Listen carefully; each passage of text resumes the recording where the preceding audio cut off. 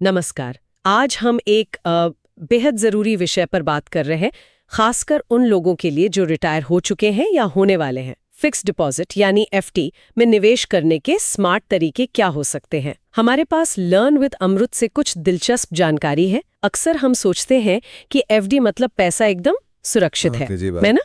लेकिन क्या सिर्फ एफडी कर देना ही काफी है? कभी-कभी लगता है कि बिना ठीक से प्लान किए एफडी करने से ब्याज का नुकसान हो जाता है, या फिर जब पैसों की जरूरत आन पड़ती है तो वो मिलते नहीं। तो आइए इसी जानकारी को थोड़ा और गहराई से समझते हैं, देखते हैं कि एफडी से बेहतर लाभ कैसे उठाया जा सकता है। तो पहली रणनीति जो सामने आती है वो है एक मुश्त एफडी, वन टाइम एफडी जिसे कहते हैं। मान लीजिए उदाहरण के लिए 5 लाख रुपए हैं, उन्हें 10 साल के लिए जमा कर दिया। ब्याज दर मान लेते हैं 8.75%।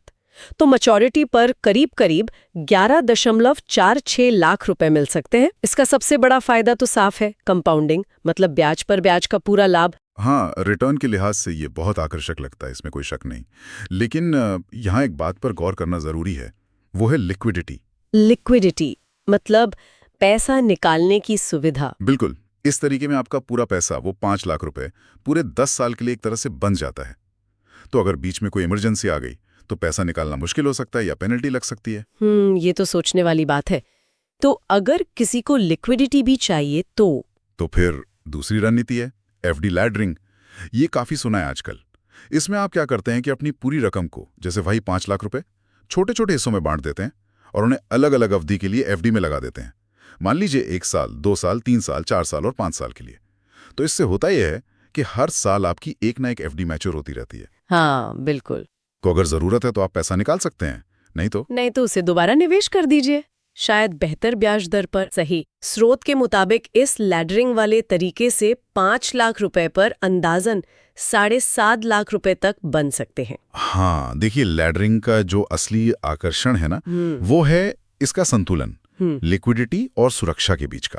हाँ। हर साल कुछ पैसा उपलब्ध होने से एक मानसिक शांति रहती है। बिल्कुल। अचानक आई जरूरतें पूरी हो सकती हैं और साथ ही कुछ हद तक कंपाउंडिंग का फायदा भी मिलता रहता है, भले ही वो एक मुश्त एफडी जितना ना हो। अच्छा, तो मतलब एक तरफ है ज्यादा रिटर्न लेकिन कम लिक्विडिटी, दूसरी तरफ ठीक ठाक रिटर्न और अच्छी लिक्विडिटी।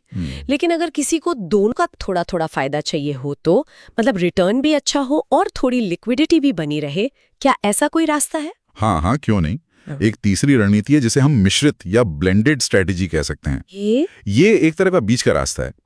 उदाहरण के लिए वही 5 लाख रुपए लेते हैं, उसमें से मान लीजिए 2 लाख रुपए आपने लंबी अवधि, जैसे 10 साल की एक मुश्त एफडी में डाल दिए, ताकि कंपाउंडिंग का ज्यादा से ज्यादा फायदा मिले। और बाकी के 3 लाख रुपए? और बाकी के 3 लाख रुपए आपने लैडरिंग में लगा दिए, जैसे 1, 2, 3 साल की छोटी अवधि वाली एफडीज में। इससे आपको कुछ लिक्विडिटी भी मिल गई। इस मिलीजुले तरीके से अनुमान है कि रिटर्न करीब 9.2 लाख रुपए हो सकता है। तो ये उन लोगों के लिए काफी अच्छा विकल्प है जो रिस्क और रिवॉर्ड के बीच एक समझदारी भरा संतुलन चाहते हैं। ये दिलचस्प है। और एक और रणनीति आजकल काफी चर्चा में है, खासकर ऑनलाइन प्लेटफॉर्म्स के आने से, वो है मल्टी बैंक ऑनलाइन एफडी। हाँ, ये भी एक तरीका है। आजकल कई एप्स और वेबसाइट्स हैं, जैसे IND मनी, भारत पे, ET मनी वगैरह, जहां से आप घर बैठे अलग अलग बैंकों में एफडी कर सकते हैं। तो इसमें क्या होता है कि आप अपने 5 लाख रुपए को एक ही बैंक में रखने के बजाय, मान लीजिए 4 अलग अलग बैंकों में 1.25 लाख रुपए करके बांट देते हैं। स्रोत बताता है कि इस तरह से भी आपको करीब 8.75% तक का ब्याज मिल सकता है। ये दरें अक्सर स्मॉल फाइनेंस बैंकों या खास स्कीम्स में मिलती हैं। हाँ, वो देखना पड़ता है। और सबसे बड़ी बात, हर बैंक में DICGC का 5 लाख तक का बीमा कवर भी मिलता है। तो इस तरीके से अनुमानित रिटर्न भी करीब 11.47 लाख के आसपास पहुंच सकता है, जो लगभग एक मुश्त एफडी जितना ही है। बिल्कुल। और इसके फायदे देखिए। पहला, आपका जोखिम बढ़ गया, पैसा एक जगह नहीं कई बैंकों में है। दूसरा, DICG बीमा, क्योंकि हर बैंक में 5 लाख तक का कवर है, तो अगर आपने 4 बैंकों में पैसा रखा है तो आपका कुल कवरेज बढ़ गया। अच्छा, हाँ। तीसरा, अक्सर ऑनलाइन प्लेटफॉर्म्स के जरिए आपको शायद थोड़ी बेहतर ब्याज दरें मिल जाए। और चौथा, सब कुछ ऑनलाइन मैनेज करना आसान हो जाता है। तो अगर हम फटाफट तुलना करें, वन टाइम एफडी रिटर्न सबसे ज्यादा पर लिक्विडिटी बिल्कुल नहीं, लैडरिंग लिक्विडिटी सबसे अच्छी, रिटर्न ठीक ठाक, ब्लेंडेड रिटर्न और लिक्विडिटी का अच्छा संतुलन। मल्टी बैंक, रिटर्न काफी अच्छा, लिक्विडिटी भी ठीक है, अलग अलग मैच्योरिटी सेट कर सकते हैं और सुरक्षा बीमा कवर के वजह से बढ़ जाती है। ये तो हो गई रणनीतियां, लेकिन कुछ आम चिंताएं भी होती हैं लोगों के मन में, जैसे ये जो स्मॉल फाइनेंस बैंक्स वगैरह होते हैं, क्या इनमें पैसा रखना सुरक्षित है? देखिए, जहां तक सुरक्षा की बात है, DICGC यानी deposit insurance and credit guarantee corporation, जो RBI की ही सब्सिडियरी है, उसका नियम बहुत साफ है।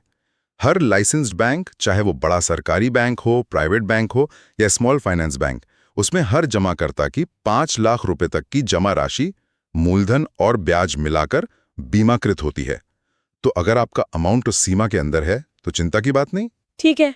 और अगर कभी एफडी समय से पहले तोड़वानी पड़ जाए, मान लीजिए कोई इमरजेंसी आ गई, 0.5% या 1% कम ब्याज मिले, लेकिन पैसा मिल जाता है। समझ गए। एक आखिरी सवाल जो अक्सर पूछा जाता है, महीने का ब्याज लेना बेहतर है या उसे जमा होने देना, यानी कंपाउंडिंग का फायदा लेना? ये देखिए, पूरी तरह आपकी व्यक्तिगत जरूरत पर निर्भर करता है। अगर किसी को रिटायरमेंट के बाद हर महीने घर खर्च के लिए एक नियमित आय चाहिए, तो उनके लिए मासिक ब्याज लेना, मंथली पे आउट सही हो सकता है।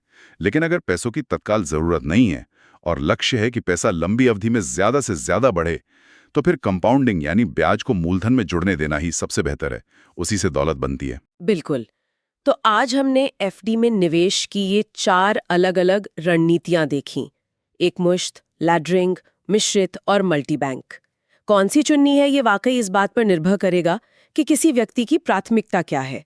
क्या उन्हें सबसे ज्यादा सुरक्षा चाहिए, या जरूरत पर पैसा आसानी से मिलना जरूरी है, या फिर वो सबसे ज्यादा रिटर्न कमाना चाहते हैं। और यहाँ एक और बात सोचने लायक है, भविष्य में ब्याज दरें तो बदल सकती हैं, ऊपर नीचे हो सकती हैं। तो ये बदलती हुई ब्याज दरें इन अलग अलग रणनीतियों की प्रभावशीलता पर क्या असर डालेंगी, ये भी ध्यान में रखना होगा। शायद सबसे अच्छा तरीका यही है कि अपनी रणनीति को समय समय पर रिव्यू करते रहें और जरूरत के हिसाब से उसमें बदलाव करने के लिए तैयार रहें। आर्थिक माहौल हमेशा एक जैसा नहीं रहता। वीडियो देखने के लिए धन्यवाद। हमारी वेबसाइट पर और जानकारी के लिए जरूर विजिट करें, लिंक नीचे दिया गया है। और हाँ, हमारे चैनल लर्न विद अमरूद को सब्सक्राइब करना न भूलें।